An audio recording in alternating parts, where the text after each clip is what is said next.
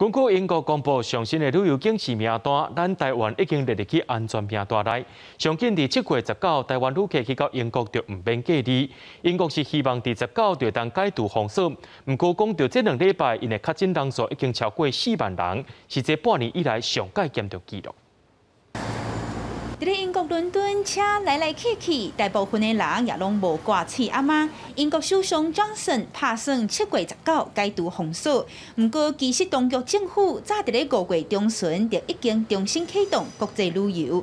最近台湾的疫情有转好，英国政府伫咧14公布上新的旅游警示名单，台湾原本是黄色名单，即马转做绿色观察名单。台湾旅客对7月19开始入境英国就唔免隔离。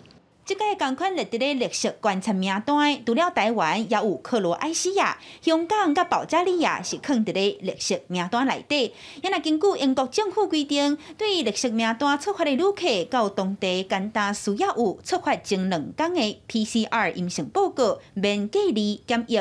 不过，国内旅行社表示，最近台湾飞欧洲的飞轮机票并无增加。有来订票的大部分拢是去美国，还是去中国大陆。去欧洲的部分即马占比可能10%左右吧。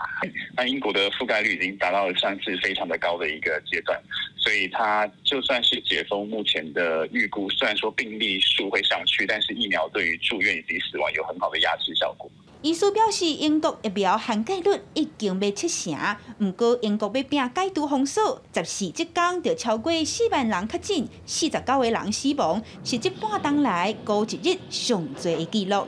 记者闵金玲、许凯台北报道。